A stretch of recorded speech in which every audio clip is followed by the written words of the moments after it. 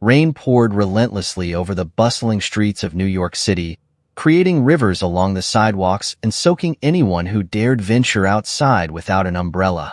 Claire Parker, a dedicated nurse, pulled her raincoat tighter around her as she hurried out of the hospital after a grueling 12-hour shift. She longed for nothing more than to get home, but fate had other plans. As she crossed a dimly lit intersection, her eyes caught a figure huddled under a tattered blanket on the corner. The man was drenched, his face obscured by the shadows of his hood. Around him were signs of destitution. A cardboard sign with the words "hungry and cold," "please help," a nearly empty coffee cup, and a few coins scattered on the wet ground. For a moment, Claire hesitated. She saw countless homeless people every day in her line of work, and while her heart ached for them, her resources were limited. But something about this man made her pause. His posture was too still, his presence oddly out of place. Against her better judgment, she approached him. "Hey," she said softly, crouching down to his level. "Are you okay?" The man lifted his head slowly, and Claire felt a jolt of surprise. His piercing blue eyes met hers, strikingly clear despite the grime on his face. "Just trying to survive," he replied, his voice deep but hoarse. Claire frowned. There was an air about him that didn't fit the usual profile. His hands, though weathered, had a precision to them, and his tone carried a quiet authority. Without thinking, she pulled a $20 bill from her wallet and handed it to him. "Get yourself something warm to eat," she said. The man looked at her for a long moment before accepting the money. "Thank you," he said, his words laced with a quiet sincerity that caught her off guard. As Claire stood to leave, he added, "Wait." She turned back. "What's your name?" "Claire," she said, confused by his sudden interest. "Claire," he repeated, as if testing how it felt. "You might be the first person in weeks to actually look at me." His words struck a chord, but she brushed it off and hurried home, unaware that the encounter would set her life on an unpredictable path. A mysterious connection over the next few weeks, Claire found herself thinking about the man more than she expected. His eyes, his voice, the way he seemed too composed for someone living on the streets. It all lingered in her mind. One evening, after another long shift, she spotted him again, this time outside a coffee shop near the hospital. He was sitting with the same blanket wrapped around his shoulders, but now he seemed less despondent. Before she could think twice, Claire approached him. "You're still here," she said, handing him a coffee she had just bought. The man took it, his lips curling into a faint smile. "And you're still too kind. What's your name?" she asked. He hesitated, then said, "Luke." "Well, Luke, have you considered going to a shelter? There are programs that can help." Luke chuckled bitterly. "Shelters are complicated. Let's just say I have reasons for staying away." Claire wanted to press him, but something in his tone warned her to leave it alone. Instead, she found herself sitting down beside him, the rain starting to drizzle again as they talked. Over the next several weeks, their conversations became a regular occurrence. Claire learned little about Luke's past. He skillfully evaded questions about how he ended up on the streets, but she couldn't deny the growing connection between them. Despite his circumstances, he had a sharp wit and a depth of intelligence that intrigued her. It was during one such conversation, on a particularly cold evening, that Claire made a shocking decision. "You can't stay out here tonight," she said firmly. Luke arched an eyebrow. "I've been fine so far." "You're not fine," Claire snapped. "Hypothermia isn't fine. Come on, I have a spare room."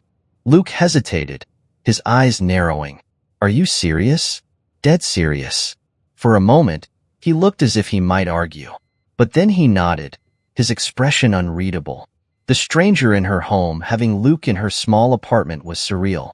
He moved with a quiet grace that seemed at odds with the tattered clothes he wore.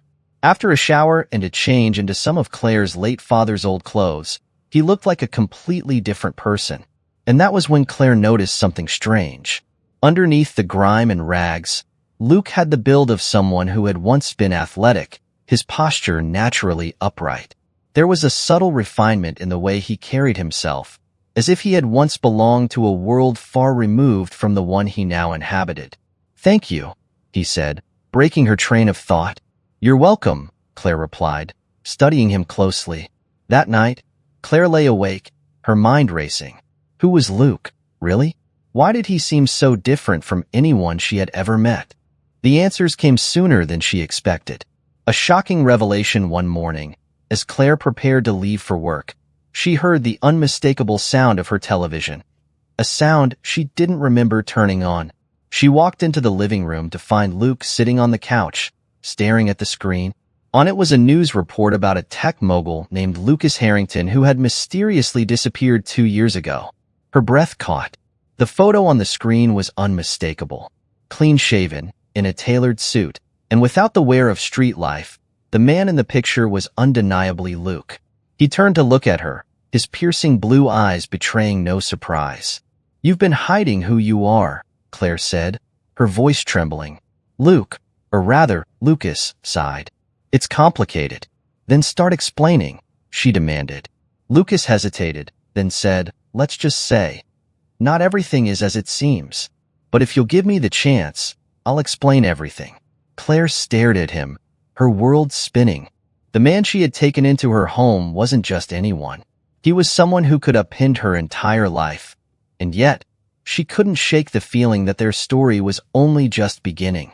For days after the fateful encounter, Claire found her thoughts inexplicably drawn to the beggar she had helped. Despite her better judgment, she couldn't shake the memory of his intense blue eyes or the cryptic way he had thanked her before disappearing into the shadows. Her co-workers at St. Vincent's teased her about her absent-mindedness, but Claire brushed it off, blaming exhaustion from back-to-back shifts. It wasn't until her routine walk home one evening that her curiosity turned into something tangible. As she rounded the corner near the alley where she had first seen him, Claire noticed a figure sitting exactly where he had been. Her heart skipped a beat, but she pressed forward, telling herself it was foolish to feel anything other than caution. "Back again?" she asked, trying to keep her voice light as she approached him.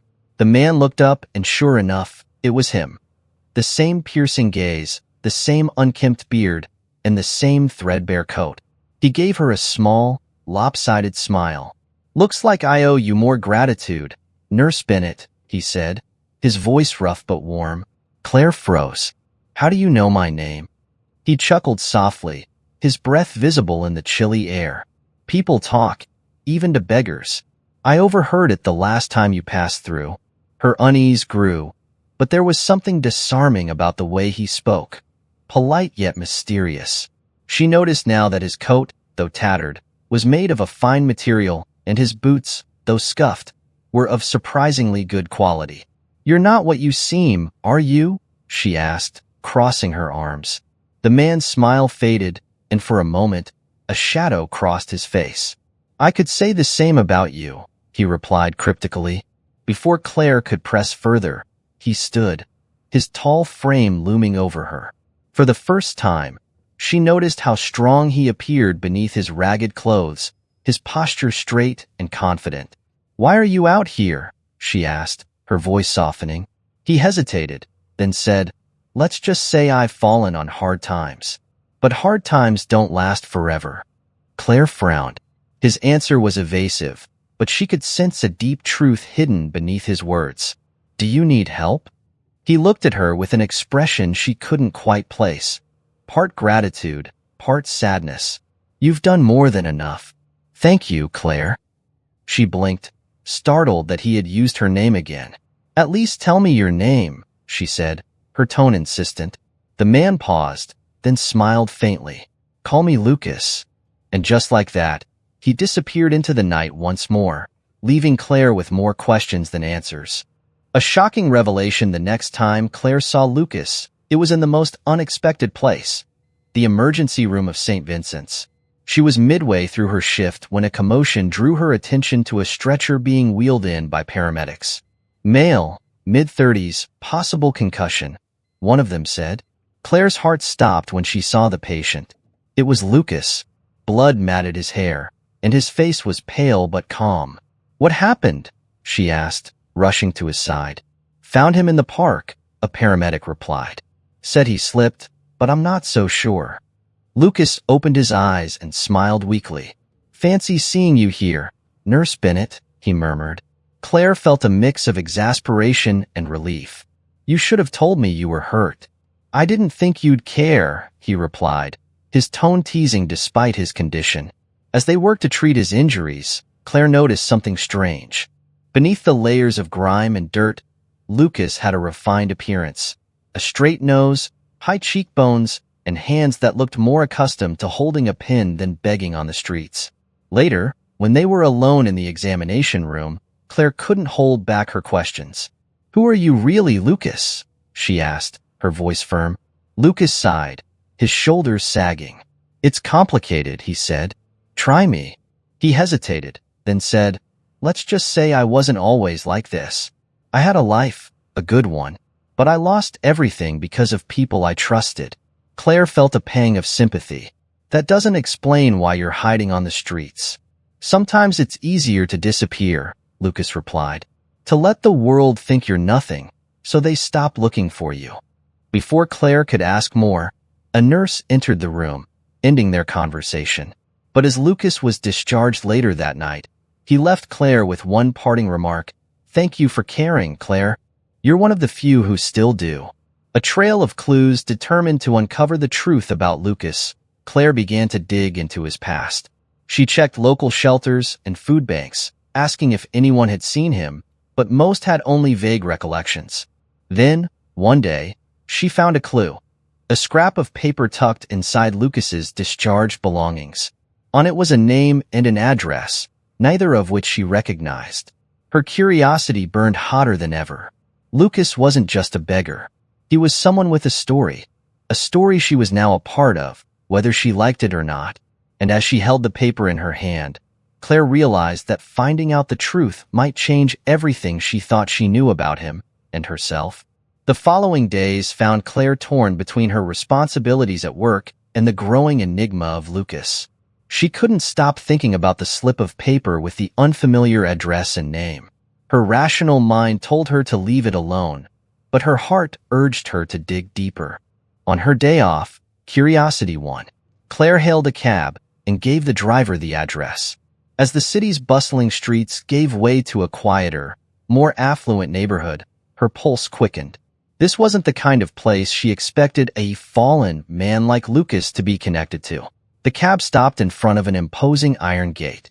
Beyond it stood a sprawling estate, a grand house with tall windows, manicured gardens, and a fountain that sparkled in the sunlight.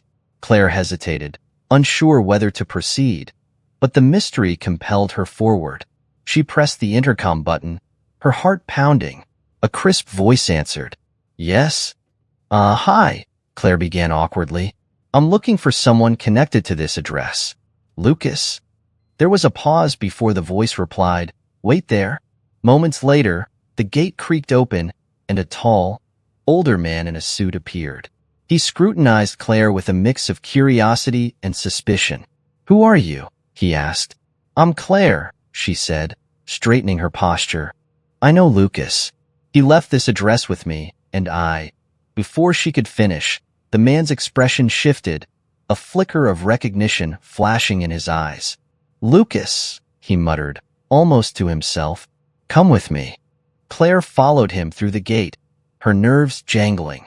Inside, the house was even more breathtaking.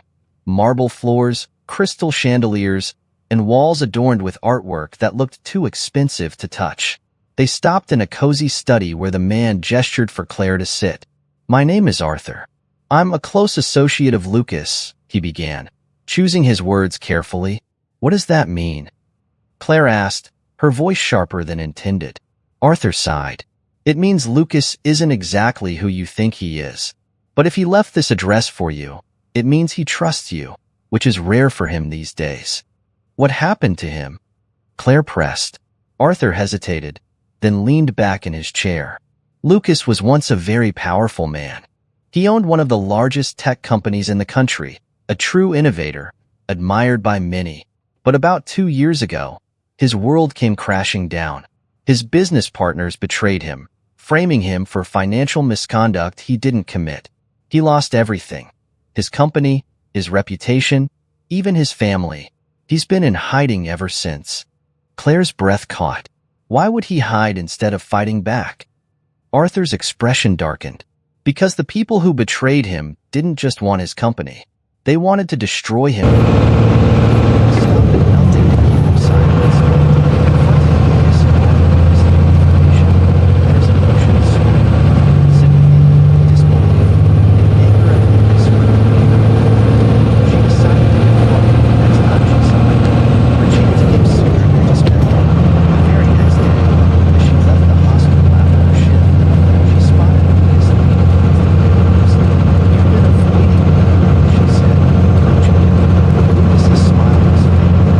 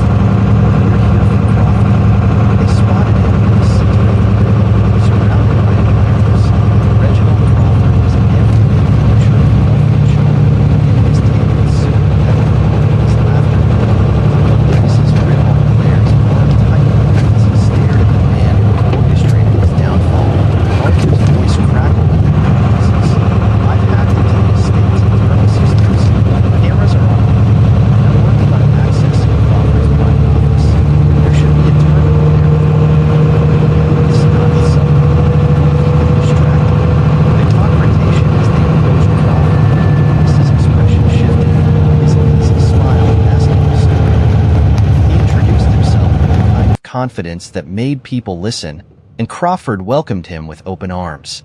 "Lucas Mayfield," Crawford said, his tone dripping with faux warmth. "I heard you'd fallen off the radar. How delightful to see you've landed on your feet." Lucas's smile didn't waver. "What can I say? I'm full of surprises."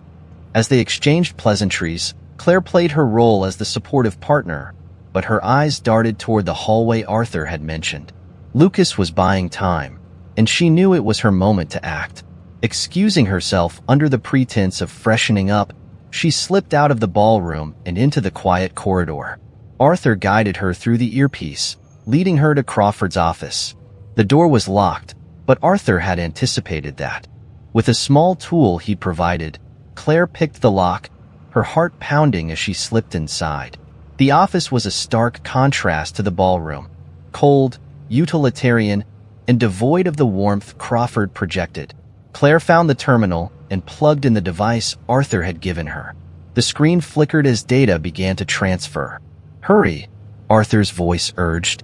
"I can only hold the security system off for so long." Just as the transfer completed, the office door creaked open. Claire froze, turning slowly to see Crawford standing there, his expression a mask of fury. "You shouldn't be here," he said, his voice icy. Before she could respond, Lucas appeared behind him, his expression hard as steel. "Let her go," Lucas said, his voice low and dangerous. Crawford smirked. "Ah, the knight in shining armor. How noble. But you've always been predictable, Lucas. And predictable men are easy to destroy." The reckoning Lucas lunged, catching Crawford off guard. The two men struggled, the fight raw and brutal. Claire grabbed the device from the terminal, clutching it tightly as she backed toward the door. "Go!" Lucas shouted, his voice strained. Claire hesitated, fear and adrenaline warring within her. But the look in Lucas's eyes left no room for argument. She turned and ran, her heels echoing through the empty hallway. Arthur was waiting near the exit, and together they slipped into the night. Moments later, Lucas joined them, bloodied but triumphant. "We got it," Claire said, holding up the device. Lucas nodded, his breath heavy. "Then it's over." But as they drove away from the estate, Claire knew the fight wasn't over. It was just beginning. The fallout the following week was a whirlwind. The data Claire had retrieved from Crawford's office contained the smoking gun they needed, emails, financial records, and even video evidence of Crawford's dealings. Arthur worked tirelessly to disseminate the information to trusted journalists and advocacy groups, ensuring it would be impossible to suppress. The media exploded with the revelations.